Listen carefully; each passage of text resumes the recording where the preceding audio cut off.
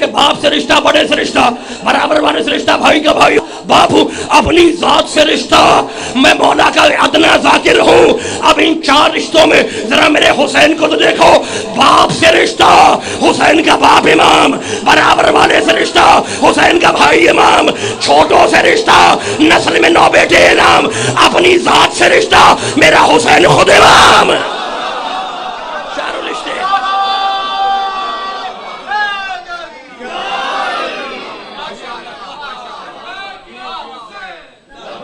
یا حسین، بس جی سلامت رہیں جی، تو ختم ہو گئی بات۔ حسین کا بڑے سے رشتہ باپ امام، برابر والے سے رشتہ بھائی امام، چھوٹوں سے رشتہ نسل میں 9 بیٹے امام، اپنی ذات سے رشتہ خود حسین امام۔ تو اب حسین کی نسل میں 9 بیٹے امام، اور آیت تو سب کو یاد ہوگی، یوم ندعو کل اناس بامامہم، ہم قیامت میں ہر ایک کو اس کے امام کے ساتھ بلائیں گے۔ تو اکیلا حسین ہے جس کی نسل قیامت سے وابستہ ہے، اکیلا حسین ہی ہے نا جس کی نسل قیامت سے وابستہ ہے۔ قیامت میں کھڑے ہو گئے، حسین کی نسل ہے جو قیامت تک جا رہی ہے۔ قیامت میں کھڑے ہو گئے، کون بخشا جائے گا؟ قیامت میں کھڑے ہیں، بخشا کون جائے گا؟ ہر آدمی کہہ رہا ہے ہم بخشے ہوئے ہیں۔ 73 فرقے ہیں، 73 کے 73 کہتے ہیں ہم بخشے ہوئے ہیں، ہے یا نہیں؟ 73 فرقے ہیں نا، اور 73 فرقوں کا دعویٰ کیا ہے؟ ہر آدمی کہتا ہے بھائی میں ہی جنتی ہوں، دوسرا جہنمی ہے۔ 73 فرقے، ہم ہی جنت میں جائیں گے۔ تو میں اختلافی بات کرتا نہیں ہوں، میں تو قرآن سے پوچھتا ہوں کہ کون بخشا جائے گا۔ موڈ خراب ہو گیا تو چھوڑ دیتا ہوں، اس لیے کہ میں اب اس کے بعد یہ ہے وہ لاہور میں ہاتھ نہیں لگوں گا۔ موڈ خراب تو نہیں ہے؟ بڑے اگر موڈ خراب نہیں ہے تو ایک آیت پڑھ دوں، کون بخشا جائے گا قیامت میں؟ ہر ایک کہتا ہے میں بخشا ہوا ہوں، ہر فرقہ یہ دعویٰ کرتا ہے۔ اب ہم قرآن سے پوچھتے ہیں کہ بخشا کون جائے گا؟ بڑے پڑھے لکھے لوگ، سورہ انبیاء، اللہ کہتا ہے لا یشفعون الا لمن ارتضی، کوئی بخشا نہیں جائے گا، کسی کی شفاعت نہیں ہوگی۔ اللہ کہہ رہا ہے کسی کی شفاعت نہیں ہوگی، کوئی بخشا نہیں جائے گا۔ ڈر گئے، ہم ڈر گئے۔ الا لمن ارتضی، ہاں وہ بخشا جائے گا جس کے دین سے میں اللہ راضی ہوں گا۔ خدا آپ کو خوش رکھے۔ آیت دیکھیں آپ، آیت کیا کہہ رہی ہے؟ اللہ کہہ رہا ہے کوئی بخشا لا یشفعون، کوئی بخشا نہیں جائے گا۔ پھر کہتا ہے الا لمن ارتضی، ہاں وہ بخشا جائے گا جس کے دین سے میں اللہ راضی ہوں گا۔ تو مالک یہ بھی بتا دے تو کس کے دین سے راضی ہے؟ کیا غدیر خم کے دن تو آیت بھیجی ہے وَرَضِيتُ لَكُمُ الْإِسْلَامَ دِينًا، آج میں تمہارے دین سے راضی ہو گیا۔ تو اب فیصلہ ہو گیا کہ جس کے دین میں علی ولی اللہ ہوگا اسی سے اللہ راضی ہوگا۔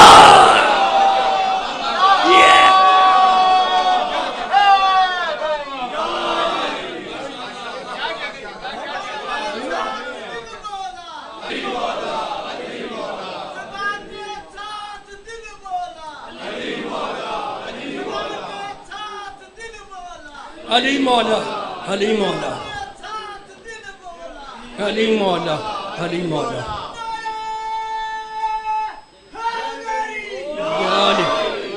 قبلہ صاحب کی صحت و سلامتی کے لیے بلند تر صلوات۔ جتنے مومنین جہاں جہاں بستے ہیں اس دھرتی پر، ان سب کی صحت و سلامتی کے لیے مل کے بلند ترین صلوات پڑھیں۔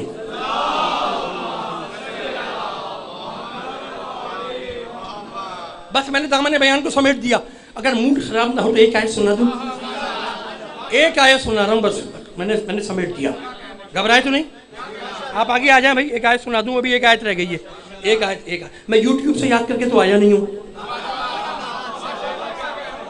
ایک آیت سنا، کون بخشا جائے گا جس کے دین سے اللہ، کون بخشا جائے گا جس کے دین سے اللہ راضی ہوگا؟ کس کے دین سے اللہ راضی ہے؟ الیوم اکملت لکم دینکم واتممت علیکم نعمتی ورضیت لکم الاسلام، آج میں تمہارے دین سے راضی ہو گیا۔ کب راضی ہوا؟ جب علی ولی اللہ آیا۔ تو بخشا وہ جائے گا جس کے دین سے اللہ راضی ہوگا، اور کس کے دین سے راضی ہوگا؟ جس میں علی ولی اللہ ہوگا۔ اس لیے کہ غدیر میں اب کہہ دیا کہ میں آج تمہارے دین سے راضی ہو گیا، تو اب اللہ راضی اس سے ہوگا جو غدیر والا ہوگا۔ हो गई बात। अब दूसरी आयत, घबराना नहीं। दूसरी आयत सूरह ज़ुखरुफ। बख्शेगा कौन? बख्शा कौन जाएगा? बख्शवाने वाला कौन होगा? कौन बख्शाएगा बता दिया। अब कौन बख्शवाएगा ये कौन बताए? कहा पढ़ सूरह ज़ुखरुफ।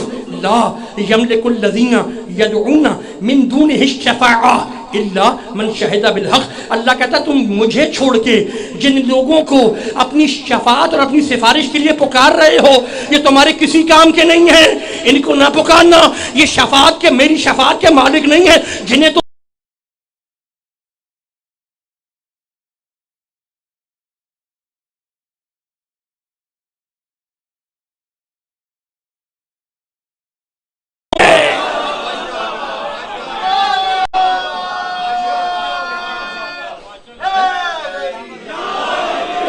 कौन बख्शवाएगा?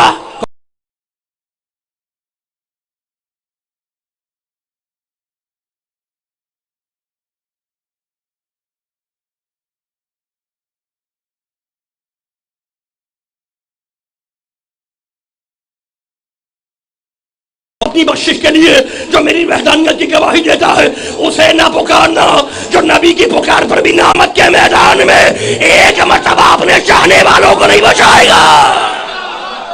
ये सलामत रहे बस।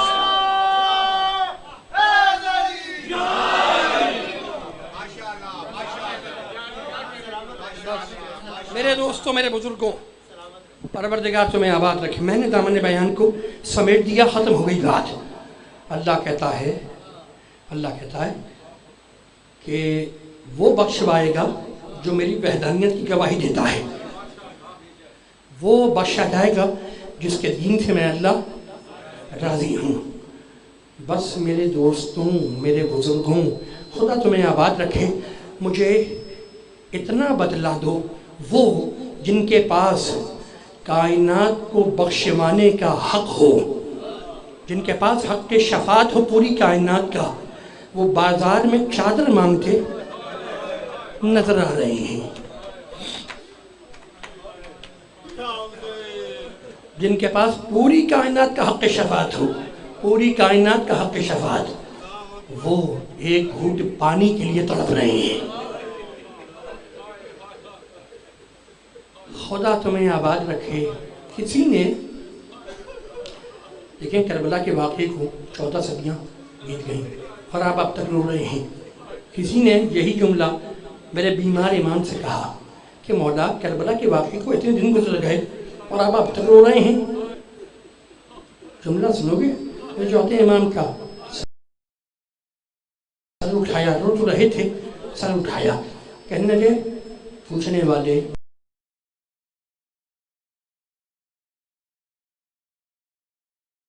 नहीं है। खाना आया इमाम के सामने, मेरे मौला के सामने खाना आया। खाने को देखा और देख के कहने लगे कैसा आकुलू वक़द क़ुतिल अभी जवाना। अरे मैं ये खाना कैसे खा लूँ, मेरा बाबा तो भूखा मारा गया। पीने के लिए जानते हैं आप, मैं तो ज़हनों में बेदार कर रहा हूँ। पीने के लिए मेरे बीमार के पास पानी आया, पानी को देखा और देख के कहने कैफ़ा अशरबु वक़द क़ुतिल अबी अतशाना। मैं ये पानी कैसे पी लूँ, मेरा बाबा तो करबला में प्यासा मारा गया। वुज़ू के लिए हाथ में पानी लेते, पानी को देखते जाते और रोते जाते और कहते जाते इसी पानी के लिए मेरा भाई अकबर मारा गया, इसी पानी के लिए मेरी छोटी बहन ने तमाशे खाए। मैं जब तक ज़िंदा हूँ ये बयान करता रहूँगा कि दुनिया मिसाल देती है सब्र हुसैन की। दुनिया मिसाल देती है सब्र हुसैन। देखो मैं मिंबर पे बैठ के कह रहा हूँ, जब तक जिंदा हूँ कहता रहूँगा, तारीख़ आदम व आलम में सैयद सज्जाद जैसा साबिर नहीं गुजरा। जो हौसला मेरे बीमार इमाम का है किसी का नहीं था। इस मिंबर पे बैठ के बोल रहा हूँ, इस मजलिस में बोल रहा हूँ और मेरे पास इस जुमले की दलील है। जब तक जिंदा हूँ तुमसे ये कहता रहूँगा, जैसा हौसला सज्जाद का था वैसा हौसला किसी का नहीं है। जानते हो रावी कहता है कि जब हुसैन का सर काटा है तो हुसैन की आंखें खुली हुई थी। اور جب حسین کا سر یزید کے دربار میں سونے کے تشت میں رکھ کے پیش کیا گیا تب بھی حسین کی آنکھیں کھلی ہوئی تھی، لیکن جب میرے حسین کا سر کوفے اور شام کے بازار میں بیویوں کے ساتھ چلا ہے تو حسین کی آنکھیں بند تھیں۔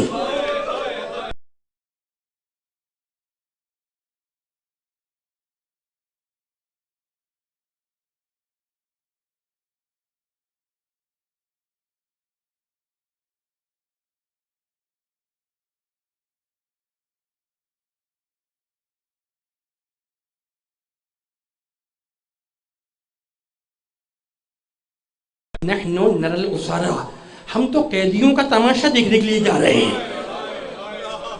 کچھ قیدی لائے گئے ہیں، ہم ان کا تماشا دیکھنے کے لیے جا رہے ہیں۔ صحابی رسول نے کوفے والوں کو روک دیا۔ ایک ایک جملہ میں کتاب سے پڑھ رہا ہوں، کتاب سے اب میرا نبی یہ تو نہ کہہ سکا کہ میری زینب اور کلثوم کا تماشا نہ دیکھنا۔